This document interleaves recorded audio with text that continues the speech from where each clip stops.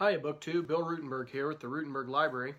Wanted to come to you this afternoon and tell you about a book that I read and finished over the weekend called Crown of Blood, The Deadly Inheritance of Lady Jane Grey by Nicola Tallis. And read this book over the weekend. It was a good book, or I felt it was a good book anyway, very fast read, and just wanted to tell you a little bit about it. It was published by Pegasus Books in the year 2016. It's got about 307 pages of actual text, and then for a total of 376 when you include the sourcing and the index and everything. The book was a good book. It's got some great photos in it. Let me show you some of these photos. And major paintings of the major people in the time period and several others in there. But anyway, I just wanted to start off telling you, I thoroughly enjoyed this book. I thought Nicola Tallis did an excellent job writing about Lady Jane Grey. With that said, I need to probably let you know that my personal knowledge is pretty limited in this area. When I get outside of American history, it's pretty rough for me. I just don't have a lot of, I haven't read a lot of books on stuff from this time period in this area, and so my background is pretty limited. I literally before this book, literally knew nothing about, like, zero, zip, zilch, nada, nothing about Lady Jane Grey. The only exception would be I recognized her name. I didn't know anything about her. Didn't know. I didn't even realize she was killed as a teenager. I mean, that's how little I knew about her. I knew she was in the in Henry VIII's family tree, but much further than that, it was beyond me. So when I tell you that I learned a lot, I did learn a lot. I've only read one other biography from this time period, and that would be Antonia Fraser's book, Mary Queen of Scots. And I actually got interested in this time period a couple years ago. I'm kind of embarrassed to say, but watching the show Reign on TV, it was kind of a teenager dramatization of the time period about Mary Queen of Scots, and so I went and read that biography on her. But oh yeah, by the way, I do realize that show's very historically inaccurate. I sat the whole time Googling stuff just to kind of compare where they were at in the show with history. But anyway, it has nothing to do with the book review here. But that's what got me interested in the time period. I got kind of fascinated with just how this time period was, so male dominated. It wasn't even funny. And the women of the time period were very, their destinies were not their own. It was what the power hungry men, whatever they wanted, that's what happened with the females. And that's really not only the story of Mary Queen of Scots, but the story of Lady Jane Grey. And that's what I was wanting to talk to you about today in this book. So one of the reasons I wanted to, just definitely share with you that I do have a lot of ignorance in this area is because I really have nothing to compare some of this to. I felt it was a really good book, but I haven't read anything else to compare it. So when I give my final rating, that might play a role in my rating. So forgive me for that if that's not the right way to do it. I'm still kind of learning how to do this. But anyway, I initially saw this particular book on Lil's Vintage World, and I'll leave the link to that video where I saw it. I'll leave that down in the description for you. But that's originally where I saw it. She had gotten it in a book haul, and she had mentioned she wanted to read that, and it actually had several books on the Queens of England, and they all looked interesting, really, so I might have to find some more of those. But anyway, this book, I thought it had three major things going for it. I felt that the readability of the book was huge. I felt that she did an excellent job with historical content. And Nicola Tallis, when she talked about Lady Jane Grey, you really felt that you knew and understood her for what she stood for and kind of made you feel like you knew her personally. I thought she did a great job of building up the character. So anyway, each of those three items, the readability, historical context, and character building, I want to expand on that a little bit and explain that a little bit more. So anyway, with the readability of the book, I thought it was extremely fast-paced. Once you really got going on it, it was a page turner. So it wasn't like it dragged along or was dull. I thought it was very fast-paced, thought it was good. I thought Tallis did a good job covering a very complicated subject. It's hard to explain to the kids at class exactly what happened, and I thought she did an excellent job of taking that complicated subject and simplifying it for, even a simple mind like mine. Even I could understand it, and she just did a really good job simplifying things. As far as the historical context goes, she covered a lot of the family background in the first chapter or two. The first part of the book, for me, was probably the hardest part of the book. When she was going over the family networks, who was related to who and who wanted to marry who and who didn't want to marry who, and all of that. All of that part to me was confusing, mainly because of my ignorance. I am not familiar with all the family names, although I'm getting a little bit better. I'm being able to recognize some of them anyway.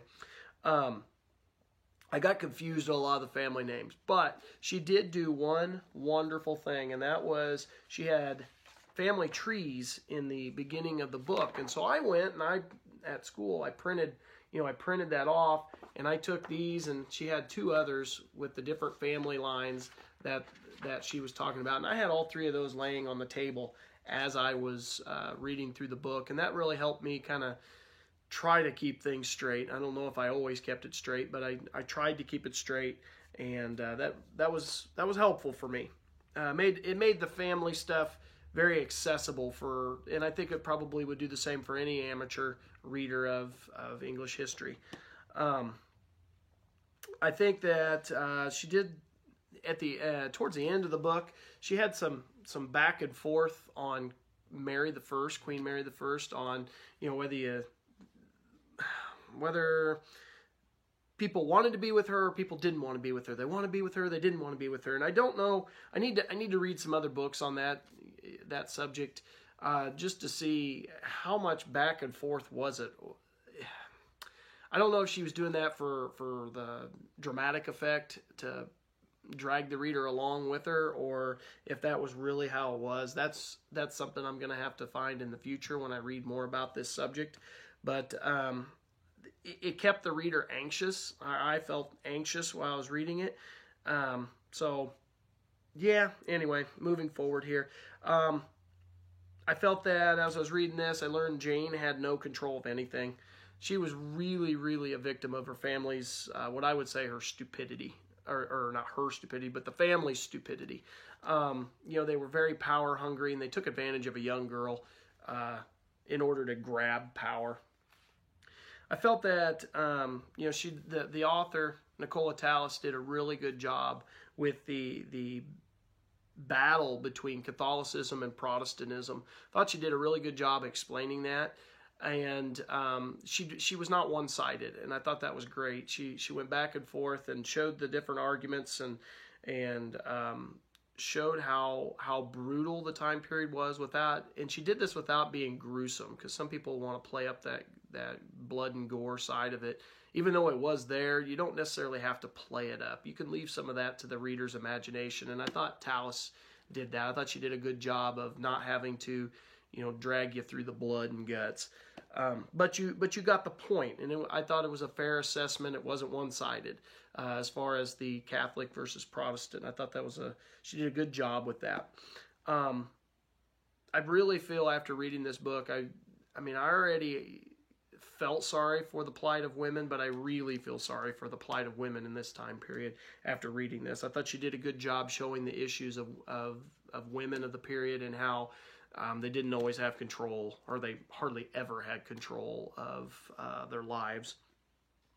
And then the third part that I wanted to talk about, aside from the readability and the historical context of everything, I wanted to talk about the character building, how she built up Lady Jane Grey. Now, it is my guess, and I don't know this because I haven't dug through the sourcing and stuff, but it's my guess that Lady Jane Grey probably had a little bit less to work with than like a Queen Elizabeth I, as far as just historical material. And I thought she used the historical context and the family relationships to help build this whole story of Lady Jane Grey. And I think part of that is just simply because of the lack of sourcing or lack of sources that are available on her. I thought she did a good job building the character with Lady Jane Grey. She was young. She was innocent. As I said before, she was very much the pawn of power-hungry men of the time period. I thought it was kind of neat how she showed, typical of any teenager of that, at that age, the teenage rebellion.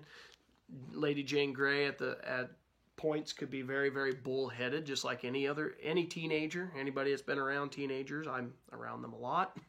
They can be very bullheaded. She talked about how Lady Jane Grey had some very strong feelings towards her religion, and she wasn't afraid to defend her beliefs, and she did that in a very, very adult way, and I thought that was kind of neat to read about. She stood her own with some very high religious officials when they came and questioned her. The author did a good job of establishing family relationships with Henry VIII and Henry VIII's kids. There was definitely a love-hate relationship between Jane and her cousins Elizabeth and Mary. And there's some jealousy built up because of the rivalry, and she did a good job with that. And if you weren't aware of it, Lady Jane Grey, of course, was in line to be the Queen of England through her great uncle Henry VIII. So anyway, as the story goes, there's plenty of pity that's built up for Lady Jane Grey. You really feel sorry for her, and I think the author did a good job of bringing that through in her writing. She didn't control any part of her destiny except for her religious ideals, and she ended up going to the executioner, and oh yeah, spoiler alert, sorry, she dies. She goes to the executioner, and even as she's facing the executioner and he's got his axe and everything, she still stays strong to her religion, and I think that's very commendable, very commendable. Lady Jane Grey was a scholar. She was Protestant inside and out. Her writings show that she was very wise beyond her years. Her religious writings were impressive, considering what she was up against. Like I said, when you're standing there next to the axe that's about ready to take your head off, some people are going to be strong, some people aren't. And she proved to be strong. As I read this, as I read this, as I said, it was fast-paced. I thought it was really good. I'd probably give it a 4 with leanings of maybe to the 4.5 side of things. I don't know if that's a great review or the right review, but it's how I felt. I thought it was a good book. I liked it. I'd recommend anybody to read it. Again, I gotta build up my own knowledge on this. I gotta read some other biographies just to give it something to compare to. But I thought Nicola Tallis did a very, very good job of writing this book. So I had questions for you viewers out there watching this video. I am looking to build up my own knowledge on this, and so I would appreciate if you, down in the comment section down below, could you leave me maybe some advice on some good books on Henry VIII?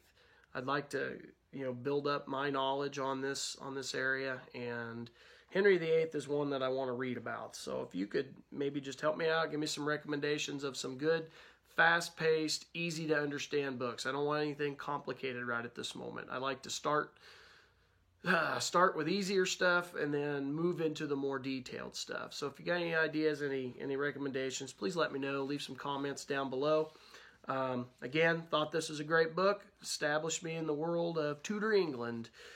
Give it a 4 out of 5 stars, maybe a 4.5 out of 5, leaning that direction. Thank you for watching my book review on Crown of Blood, The Deadly Inheritance of Lady Jane Grey. I hope this helped you out, maybe give you an idea of whether you want to read the book or not. As always, happy reading.